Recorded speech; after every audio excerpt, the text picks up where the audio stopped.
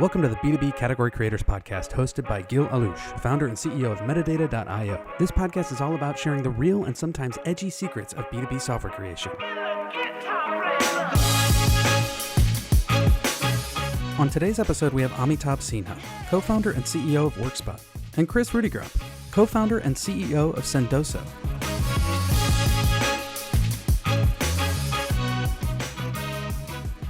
All right. Well, welcome to the Category Creators Podcast. Very excited. I have two great folks here, Amitabh Sinha from Workspot and Kris Rudeegraap. Did I say it correctly? Yeah, you got it. From Sendoso. Very excited to have you both. I know both of your companies, and I'm excited to get started. I'm the CEO and founder of Metadata. And maybe we'll start with you, Amitabh, if you can give us a kind of a quick introduction about yourself. CEO and founder of Workspot. We started the company in 2012, and it's 9 years now, I guess. We've raised $80 million and going after enterprise customers for essentially enabling people to work from anywhere. Well, very relevant to today's world. I hear great things about you and your company from Bill Portelli, which is, I think, a mutual board member. So right. Very, very excited to learn more. Kris, you're next. All right. So I'm the CEO and co-founder of Sendoso. We're a sending platform that helps other companies send out corporate gifts, promotional swag, fun little quirky gifts, booze, you name it, we can send it. I started the company about 4 years ago, spent 10 years in software sales prior to that. And excited to be here and tell you more about my journey. Awesome. So that's exactly what we're going to talk about. We're going to talk about a few subjects, but category creation is one. Whether you agree, disagree, you have an opinion, would love to learn about it from your current experience as well as previous ones. And founder journey. That is also extremely interesting to me, to our listeners. So category creation. It's a big subject. It's been talked about a lot. I think sometimes founders are, we all read Good to Great and other books that kind of try to get you to think about that concept. Kris, maybe we can start with you. Like, what is your thinking about category creation? Good idea, bad idea? When is the good idea? And what's your personal experience deciding to go into it? Yeah, so I think it's a great idea. I think category creation helps set you up for success long term.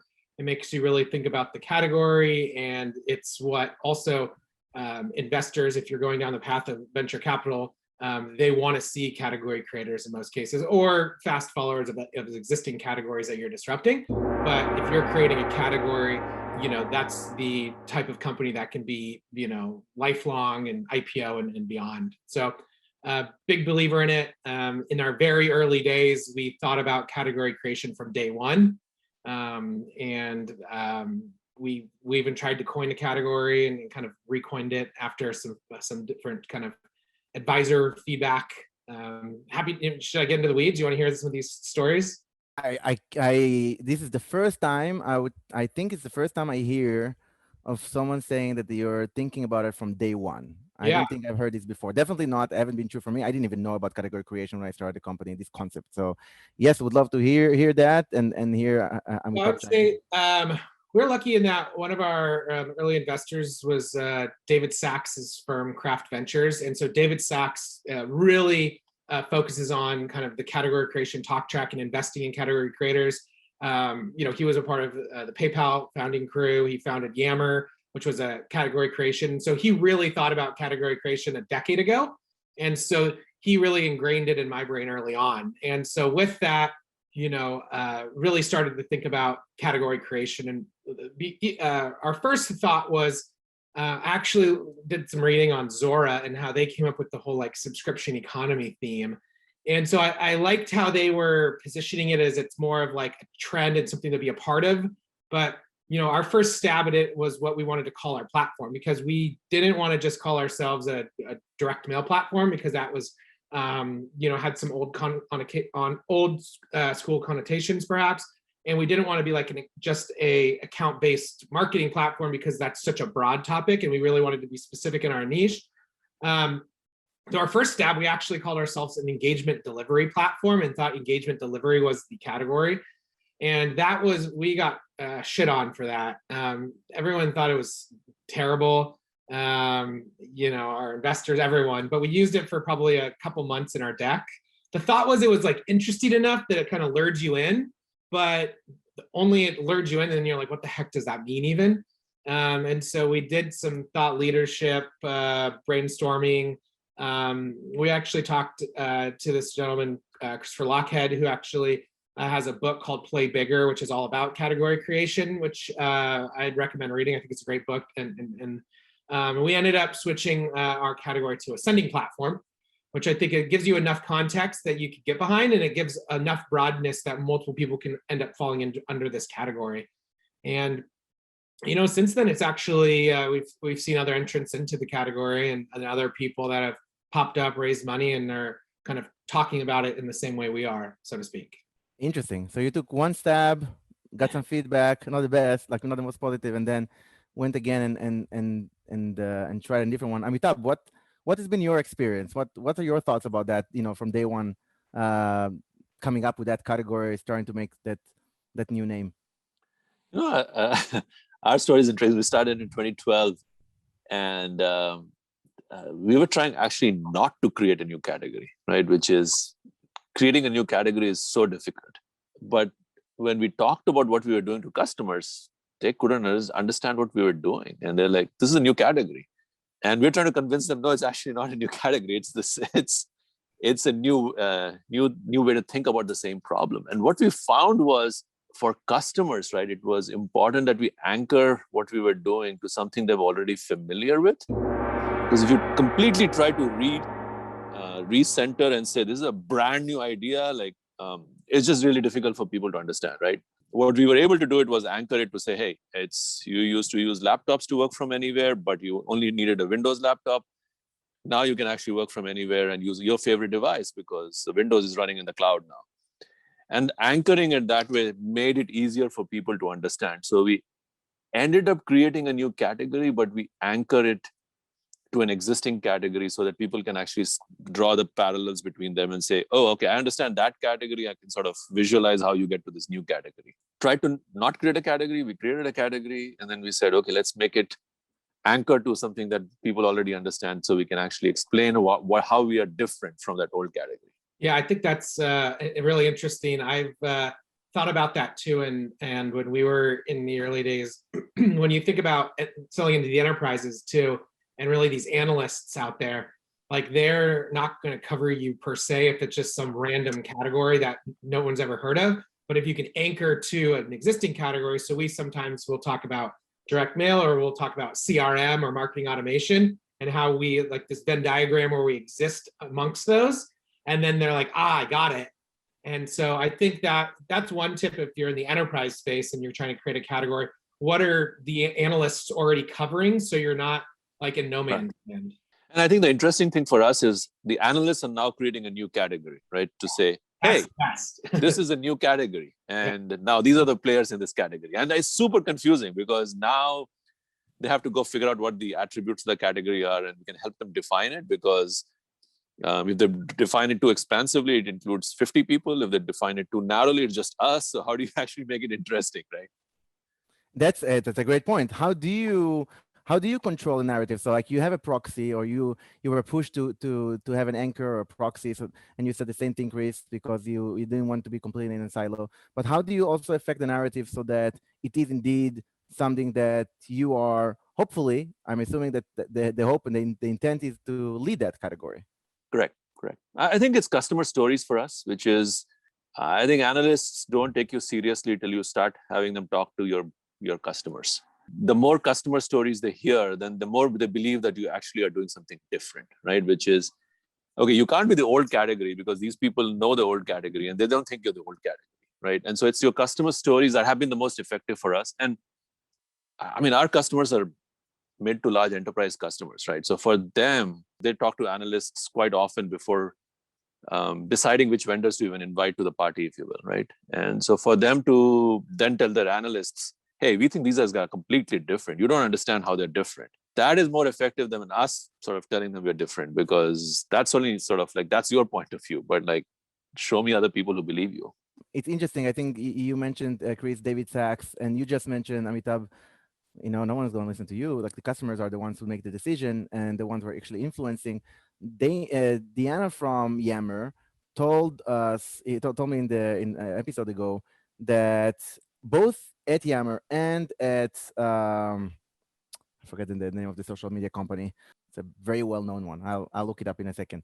At both of them, the analyst didn't really want to cover them, and we're even pissed because at Yammer, customers could just start using the product, but it's in an enterprise, and the analysts were kind of against it. And even so when they started covering them and saying, "Oh, this is not going to continue. This is not going to last," she realized that customers calling analysts and asking, "Is this safe? Like, should we use this platform?" The analyst really started taking them seriously to the extent where she realized, okay, I'm going to make a program out of it. And that's exactly how she got the analyst firms, the Gartner and Forresters of the world, to create a category, agree with that name, and put them in the right spot. How do you get your customers to do that for you? To say, this is something new, you have no idea, this is not something that you've heard about before. How do you get to that place where customers unsolicitedly or solicitedly go and be the voice for you? I think any mid to large enterprise customer that buys from you has gone through that exercise internally to justify why they're buying you, which is you probably show up, there's no budget for you.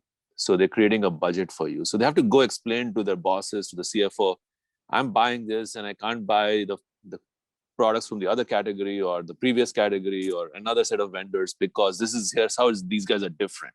And I think most of our customers have very, very detailed research on why they're buying us, right? It's not a short-term process.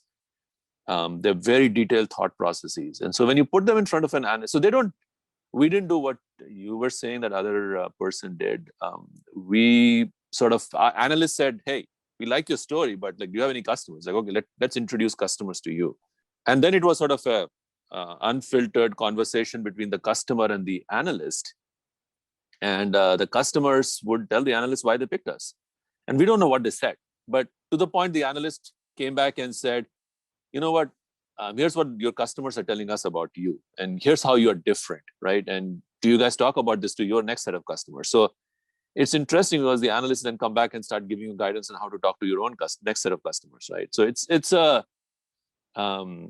it's super beneficial for all sides, right? Because our customers educate the analysts, analysts educate us, we educate the next set of customers, and it sort of goes. Yeah, I would chime in there, and I totally agree with that. And a couple of things that we've done is, one is just cultivating a community where, we really try to drive, we have the super center community where we try to empower our customers to be like on a pedestal and celebrate their success, which in turn makes them more of these advocates in the market.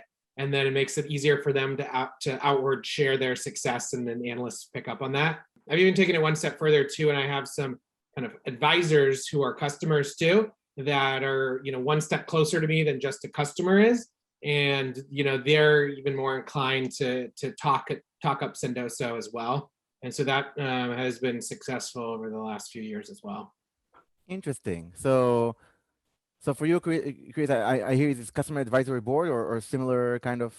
So we have a customer advisory board, but this is actually more of like a personal advisory group where they're closer to me than just a customer advisor.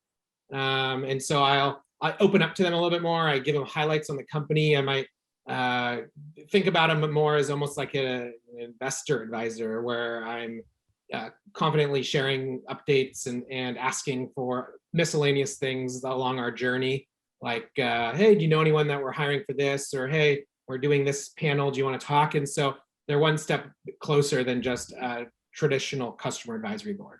Fascinating.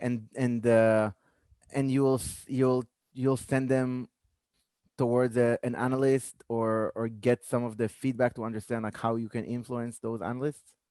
I would say I don't send them towards analysts. I think I let that kind of happen on its own. But if an analyst comes to us and wants to talk to somebody, I have pools of customers that I can reach out to. Or we just recently did like the Forrester TEI, the Total Economic Impact, where Forrester goes really in depth and creates this huge report. And so for some of those things, it's helpful to have customers close by that you can call on that are willing to help out. This is really interesting. It's really interesting to me. I started this podcast as a way to learn how to do this. This really is like it doesn't get more organic than that. It became a podcast, but at first it was just to learn how do we do this, because it's to me it seemed abstract at first, because there's analysts who make so much of the decision and the PR and the publishing around it, which is where customers go. But then you're talking about the customers making all, being the real important opinion who are influencing those decisions. What comes? So Amitabh, when you're talking about the feedback loop between customers, analysts, and you, like one is influencing the other. You're talking to the customers, they call analysts and saying this is something new. We're not choosing the old one because of ABC. And then they call you and telling you like, well, we had all these customers calling us, and so you talk to your next customer using those. What happens? What happens first? Like, how does the process work when you're actively trying to define and lead that category? So I think you can't be in category creation till you have found product market fit, right? It's too early to do it. And I think the first 3.5 years, I think we were doing pretty much the same thing, trying to create a category, but we hadn't found product market fit. So you could tell all your stories, but if you have no customers saying that is a valid story, it's kind of difficult. Like, it doesn't work, right? We talked to analysts, they made us cool vendor in like 18 months after we started, had zero effect on customers, right? Like analysts saying this is a cool vendor, I didn't change anything for people. But once we got customer stories back, like real customer stories that we were able to then tell analysts, that's when it really started, right? So I would say first goal should be product market fit. Once you get that, then you actually can say, okay, this is actually a new category. Let me now go create that category effectively. Because I think if you start trying to create a category and you don't have product market fit, you're not going to be successful. First of all, let's drink to that, because I am asking lots of questions. Thank you for that insight. Do you think there is critical mass? So let's assume a customer or a company thinks they achieve product market fit for whatever reason. Is there a critical mass? Is it like 50 customers, 100 customers? Is there a revenue number? Is this a particular set of customer, a cohort, an NRR number, that a renewal that you suddenly see, that you say, this is a critical mass that will be deployed with feedback to the analyst that will get us on that path where the analysts agree with us. We're unique, we're different. I think it's either for us, because our customers tend to be a little larger, right? So our average ACV is about $175,000 a year. I think we started seeing it when we started getting our first large 5-digit customer, then our first large 6-digit customer, then our first large 7-digit customer. And then people said, oh, okay, like I can see you guys growing, right? So when we introduced them the first 5-digit customer, they're like, yeah, that's interesting. 6-digit customer, okay, this is new. The first 7-digit customer was completely different for them at that point. So I don't know whether it's in terms of dollar amounts, but if you have the same size of customer, like $40,000 ACV customers, maybe it's volume then. But for us, it was not a volume thing. It was sort of 5-digit, 6-digit, 7-digit. And then it was like, okay, we trust you guys to be enterprise class now. Very interesting. I would probably maybe say in like in the total sales, maybe in like the 10 to 20 million ARR, it starts to become real. And and then I'd say if you get to the 50 million ARR, then it's like, okay, this is obviously a category. Right. And obviously, get 100 million, you're public and you're big and huge and everyone knows about you. But I'd say probably maybe like 10 million is a threshold where it's actually proved that you create a business around it, and you should have either enough small customers to equal that or enough big customers that is enough there. So thank you. That's very interesting take. Let's change gears for a second, talk about some personal experiences. And Kris, we'll start with you. Okay. Tell me, if you're willing to share, about the first big #fail moment that you had in category creation, because you had it in your mind from day one. And so you're aiming towards somewhere, and maybe, especially you were saying that you didn't get the best feedback in the beginning. Like, given that the #fail moment where you're thinking like, I don't know if this is working, like this category creation part, or they don't like this name, or maybe we're not a category creator. Like, how did that happen? And what was it like? I mean, it was for sure when we tried to start pitching people on this delivery engagement platform category concept, that it was just like, what are you saying? And so that was like a fail for many months. I think we were trying to be too creative and over think the category. And while I think it was, we wanted to be thoughtful in the early days of category creation, I think you don't want to overthink it, and it's not, you shouldn't spend all your thoughts on that. But it is, so that was a big fail. It didn't help us. Customers never used that word. No one thought about us as that.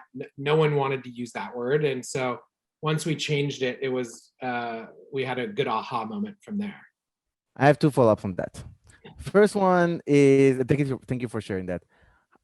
You said it was for a few months. How did you monitor that this was a hashtag that was a fail? Like what was that? How did you know? What did you monitor? Yeah, so I mean, we were doing a little bit of like some focus groups, asking people. When we told people what we did, no one ever used that word or those phrases. When we saw people talking to us without us there, like in social or on review sites, that was never brought up. So, and investors never thought about it like that. So everyone, it was blatantly clear that was a bad idea. I think if you can get your customers using the vernacular, or you can get investors or other people using it while you're not there, I think that's a good sign of success. Even so, we've seen larger companies have RFPs that mention like the category now, which was like a good pat on our back. Or we've seen people, put in their resumes that we've had fun seeing that they're like, skilled in a sending platform, blah, blah, blah. So some of that is good to start to see some momentum there where people are using this out in the world organically. Interesting. So skill sets, focus group, but mostly customers using it when you're not in the room.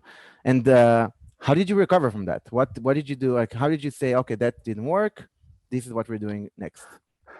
Yeah, it wasn't too bad of a recovery because it was still early-ish in the days. So it was just kind of updating a lot of our, our social posts, our slides, some of our internal collateral and stuff. So there's still a few looming docs that I'll see once in a while that pull up from the graveyard that mention that, but it wasn't like tough it was still in the early days. It was the first, couple years of our existence. So it didn't hurt us.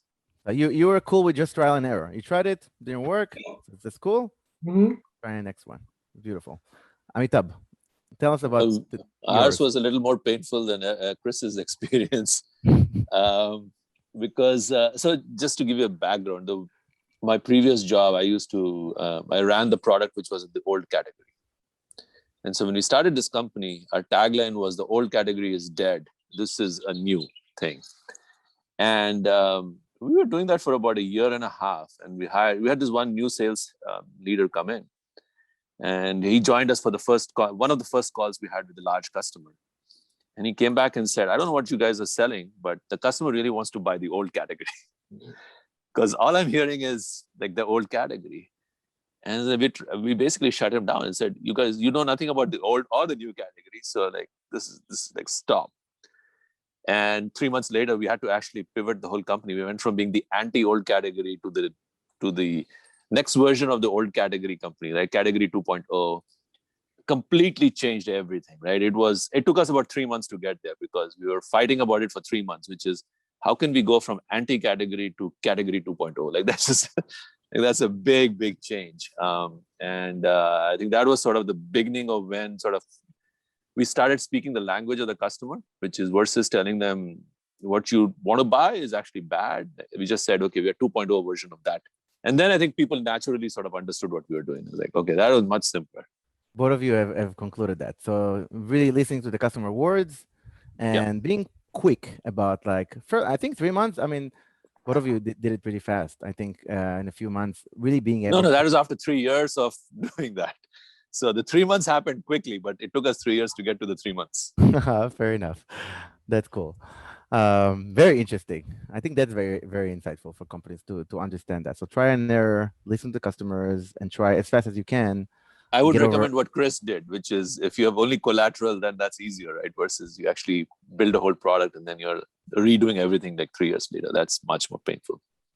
I mean, Kris, you're very intentional about it, which I love. Like from day one, you already had this in your mind for the end, which I'm sure your investors really, really appreciate. You give so much clarity because it's one of your tenants. So Yeah, I think you kind of have to fail fast there if you can, because you're gonna invest resources into it, and you need to, do what you can do to make kind of just like a product market fit. I think maybe there's a category fit kind of scenario where you need to kind of make sure that your product's in the market, but is your product in the right category? Is it a brand new category? Is it 2.0 of an existing category? And you need to know where you land and then double down on talking about it that way. Segue for it. Did you just coin a new term? Maybe. You heard it. I heard it first. You heard it here first. That's cool. All right, let's switch gears one more time.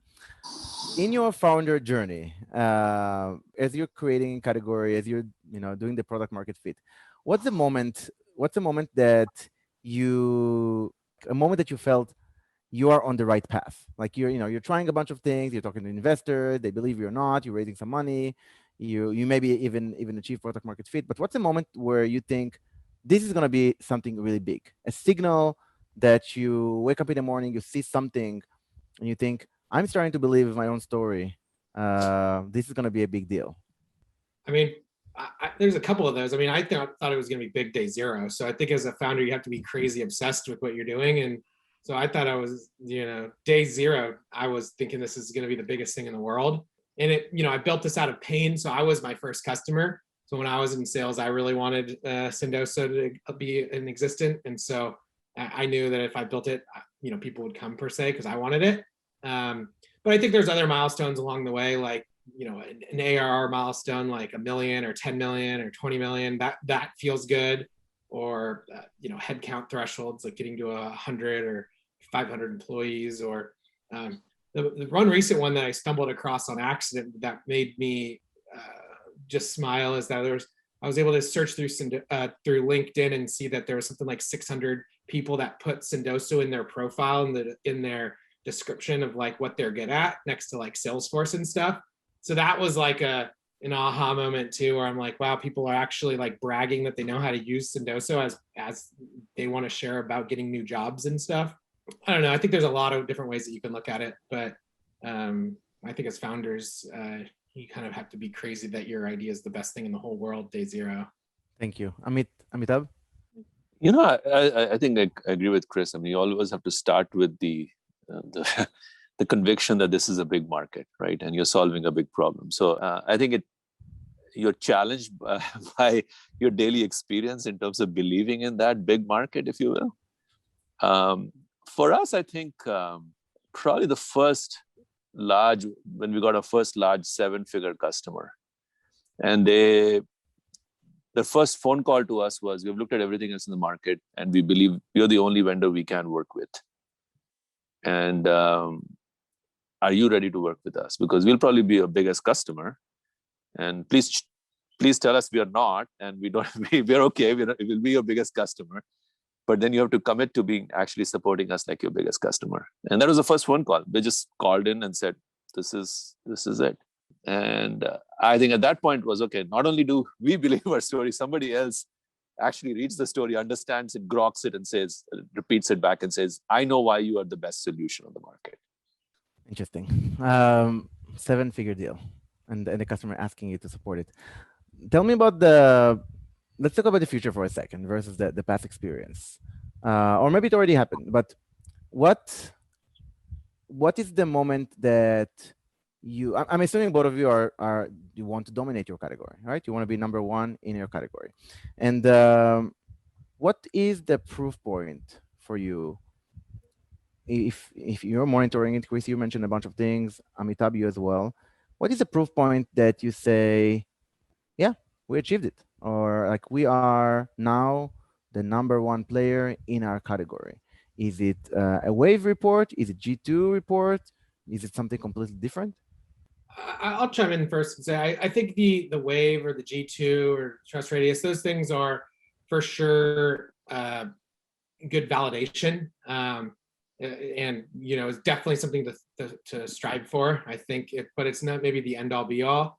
You want to keep shooting for the moon. I think another area that we look at is one of our PR agency looks at like share of voice. I find that to be useful too, because it's who's talking about us or what press we're getting, and that tends to be a little bit less controlled, and it's more of like what the market's saying. I think some of the like the G2 sites, you kind of ask your customers to do that. So maybe a competitor is not as vested in that, and you could easily, I wouldn't say game it, but you can just have more of your customers, doing more reviews. But the share of the voice is interesting to me because it's completely uncontrollable, and so I tend to like listening to that. As until you're private, it's kind of difficult to do it on sort of objective measures, right? It's probably the analyst's feedback to us, right? Which is, we think you are the best solution in the market for this category, and here are the reasons why, and the reasons actually make sense to us. Because I think it's kind of difficult to measure the leader till I think it's fairly late in the process, right? And especially in SaaS businesses like ours, I think the compounding effect is so significant, right? That if you can keep that compounding effect going, what you can't measure is how fast a company is growing, right? Like you might be able to measure based on LinkedIn how many employees you have today and say, hey, we have, but it's the growth rate that changes everything, right? And the growth rate is really not measurable by sort of many of these external metrics, in my opinion, right? So it feels to me it's sort of like you want to make sure that the growth rate validation loop is in place for you, right? So that you think you're growing fast, and the analysts are claiming that, yep, you know what, we have customers calling and asking about you more often now than they were before.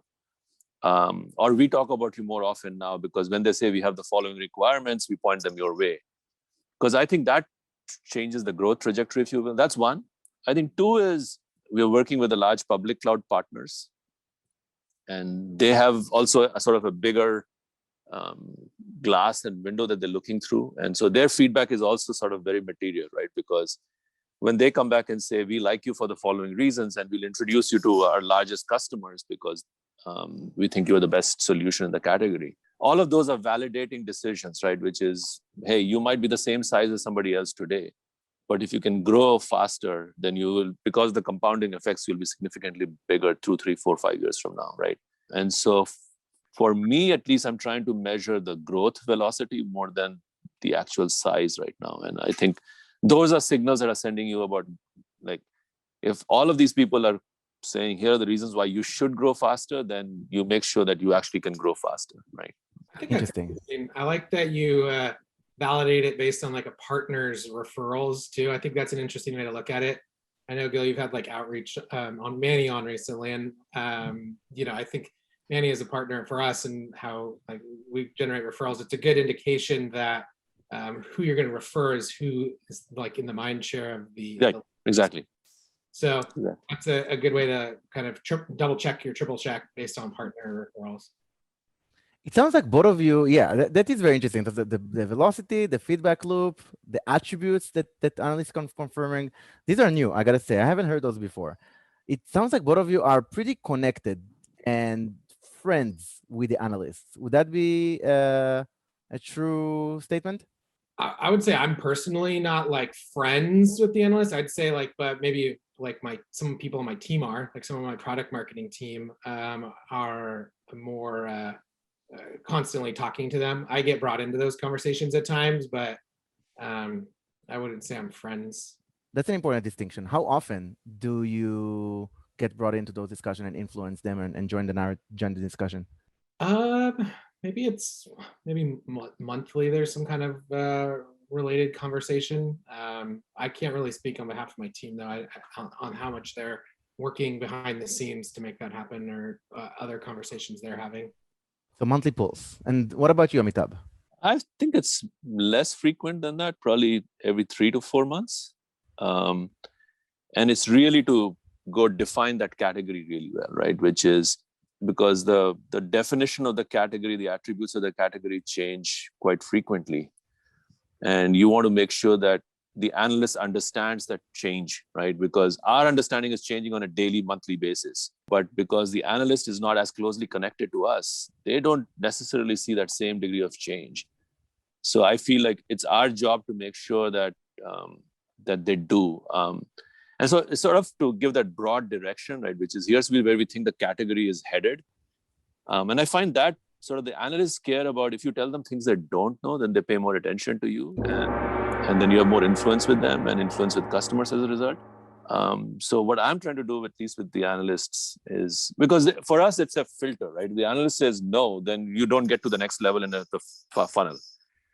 The yes is maybe less important, but the no is super important, right? So you want to make sure that you allow the analyst to process all the new data points that's coming into our field of view, if you will, so that they're able to constantly change their definition of the category, their analysis of the category, who should be in that category, etc. And because I think in the current world, things are changing so frequently. We see change every day, but you can't do that with analysts. They don't have the time to come in every month, but at least every 3 months and a quarter, and definitely sort of a big one before the end of the year, if you will, right? So we can't afford to do it right now, but in the previous jobs, we would have the analyst in the office for a day or day and a half, right? Where you actually spend quality time with them. So we don't have the kind of money to do that yet, but I think that's sort of where you head to, right? Where if you want real mind share with the analyst, change the way they think, make them understand how your customers are thinking, then you got to do that. And in our line of business, right, where we're selling to enterprise customers, it becomes quite important. I think there's also different tiers of analysts too, or different. So that's another thing to take into account is like, are you trying to, talk with the tier 1 analyst, which is kind of the end goal, but there's also kind of, in my mind, I'd say tier 2 analysts. I won't get into names, but in some cases it's easier to get meetings or talk to them, and then they'll start boiling the ocean and driving some awareness that then trickles up to the tier 1 analyst firms. So that's a strategy that I was kind of advised to also think about. Thank you. Yeah, that sounds like a good hack. And I will ask for those names later when you can share those. That's interesting. Let's take a pause for a second. I want to ask some things about personal and entrepreneur journey, and I want to refill my glass. So take it a second to do yours as well. Amitabh, what are you drinking there? I know that Kris is drinking tequila. Some Spanish wine. I don't know. I don't remember the name. Nice. Okay. Well, cheers. Happy Friday. Thank you for sharing your insights. I really appreciate it. This conversation is very insightful. I already took like about 20 notes, so thank you. Thanks for organizing it. Yeah, this is fun. I love the topic. I was happy to see your email in my inbox to talk about it. That's really cool. Tell me about the worst moment you had as an entrepreneur, starting with you, Amitabh. I can't share the worst moment. How's that? Second worst. It's okay if you don't want to share. I got one top of mind that I can go on. Yeah. Go for it, Kris. So this was pretty. This was pretty bad, and I felt pretty bad about this. But so when we were getting going, me and my co-founder at Sendoso, our first hire we made ended up not working out. So we ended up firing our first hire literally about 3 weeks in, and it was an introduction into the company. We didn't really do a good.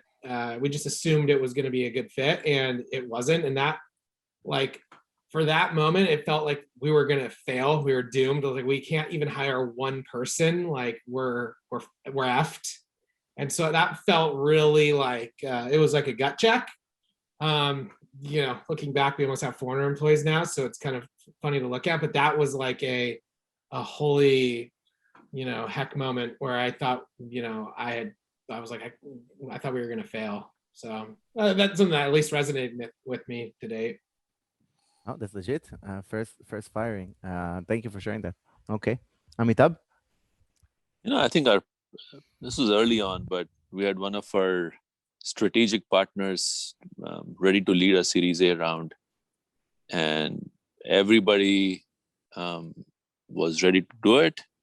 Final presentation was to the CEO.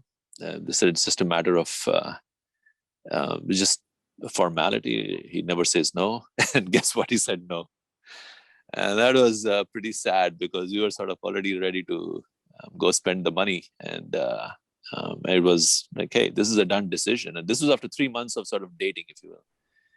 And it was rejected. And we had to start all over again, which was just not fun. That's tough, for sure. That's a classic, right? Thank you for sharing that. It's not done till it's done, I guess. It's not done until it's done, right? Because none of you said no. It was just a sad moment, but you got over it. Thank you for sharing those. Let's switch to the best moment. Best moment you had as an entrepreneur. Amitabh, you first. I would still say it's that one moment when we knew things were going well, which was when that customer called and said, "We're going to be your biggest customer, and we've looked at everything else. And are you going to be able to support us as a big customer?" That was, I think, you don't get too many first calls like that, where they're basically telling you they're going to be your biggest customer, and they still are our biggest customer. When was that? This was 2 years ago, 2.5, maybe even 3 years ago. No, maybe 2 years ago. That's cool. Kris, what was your best moment as a founder? Yeah, I mean, I think it was probably back in similarly related to customers, probably our very first customer back in 2017, who's still a customer today, but it was the very first person that after we spent like a year, getting everything ready, and then we finally said, okay, who wants to buy? And they're the first ones to, sign a contract and pay us money. That was just like a really good moment. Validation. Yes. That's awesome. Tell me, there are many, like you read many entrepreneurs, many of our listeners, and myself included, right? Like VentureBeat, TechCrunch, SaaStr. Like there are so many events, so many stories, so many romantic overnight success stories, and all kinds of like best practice for SaaS founders, and all kinds of absolute truth that they teach us in publications and events, that some of them are true and many of them are bullshit. What are absolute truth, one or two, that each of you have that are hidden? So something that you know to be absolutely true for yourself as a founder and a CEO of a tech company that might be different than the common narrative that is public out there. I mean, one that comes to mind for me, at least, is like a Silicon Valley tech CEO or founder, is that you have to work like 20-hour days in order to be successful. And I would say like I don't think that's necessarily true. I like to travel, and I've probably been to 30 countries pre-COVID while founding Sendoso. So I think you can kind of write the life you want to live, and if it's a balanced life per se, that's something that people can do. And I tend to try to work smart than work long is kind of my mentality, and I've tried to push that on employees too. But I'd say maybe that's one thing where some people look from the outside that every CEO and founder in Silicon Valley are working 20-hour days, and I don't think that's necessarily 100% true. Insightful for sure. I think many would love to learn how you do that. That's super cool. Yeah. 30 countries, yeah. What about you, Amitabh? I think for me, it is the problems we're solving are super important to the rest of it's the problems the Valley has, companies in the Valley have, and the problems the rest of the world has. There might be some problems which are similar, but a lot of the problems are very different, right? So in our early days, at least with the Valley VCs, we were trying to solve a problem, and they would say like, but I don't have that problem. And so it must not exist. And it's like, hey, just go outside the Valley. There's a lot of people who have this problem. And I just think people extrapolate from their own experiences a lot in the Valley, right? For example, right, Amazon Web Services is the way I think of it. Amazon Web Services is the value of the cloud, is the cloud of the Valley, and Azure is probably the cloud of the rest of the world right now, right? Which is and GCP and all these guys are fighting for the rest of the world, but the Valley cloud has been determined. It's Amazon, right? Now we're fighting over the rest of the world, and so the problems. I think the Valley has a blind spot to what the rest of the world actually is, right? Especially in the enterprise, which is in the Valley, everybody's running on using Macs and iPad Pros and doing Google Docs, and in the rest of the world, it's still completely different, right? Like, I mean, it's just a completely different world out there. So I think that's not obvious to a whole bunch of people, which is sometimes the problems the rest of the world has is very different from the problems that the Valley has. And I think the only time sort of that intersects for us is when we talk to investors, right? Or it used to happen maybe 6-7 years ago, where it was difficult to explain to people that the problem we were solving was actually outside the Valley. It was not in the Valley. I think Sendoso might be easier because I think a lot of the Valley people probably have the same problem, right? And it should be easier to sell to Valley companies. For us, investors and Valley companies find it more difficult to understand what we do because, hey, that we can just do this today by ourselves. Why do we need you guys? That is very, both of them are big, right? And it's funny, I was just telling my wife yesterday, she's like, the next company, I'm thinking about B2C. I want to solve new kinds of things that are not just for like all the tech companies out there. And so that resonates with me a lot. That's very interesting. Traveling is something I want to do. I want to go back to. So very jealous, Kris. Any last words before to entrepreneurs, to CMOs who are, I don't know, Series A, and after they found product market fit, they think they have a new category, or they're not sure, and they're thinking, how do I tell the world that I'm different? Any advice there? I'd say my last advice, a takeaway is like probably two things. One is just really invest in brand, maybe earlier than you think, and I think a brand helps you set yourself up. I think a lot of companies, it's all about demand gen in the early days, and if you can afford to think the long term and invest a little bit more in brand, that will help category. And then I think alongside that is content. I think you can create things like buyer's guide for category or category maturity models or state of the category data reports. For that content that was painful to create or might be lots of pages and lots of brain power, will have some lasting effects and hopefully will drive long-term value. Thank you. Amitabh? For me, it's just customers, right? Like the one thing that seems to drive everything else is customers, dollars and stories, right? Which is, if people pay you money for something you've built, it's worthwhile. and if you can just focus on that and make sure that more people buy into that same story and dollars, I think that's it. Like everything else drives off that, right? I think like our most loyal customers, we don't need to tell them to tell our stories. They tell them themselves, right? So it's keeping customers happy sort of drives everything else. I love it. Thank you. Thank you for those last words and insight. It was really a pleasure to talk to both of you. You are full of insights. I learned a lot, and I think our listeners will do as well. I really enjoyed the conversation. Thank you very much for spending time. Thanks, Gil. Thanks, Kris. Have a wonderful weekend. Cheers. Thank you both. You too. Bye. Yeah. Thanks again for joining us. I hope that you enjoyed today's discussion and will tune in again. Find all of the B2B Category Creators episodes at Metadata.io. And if you have any feedback, topics, or would like to be a guest on the show, please reach out.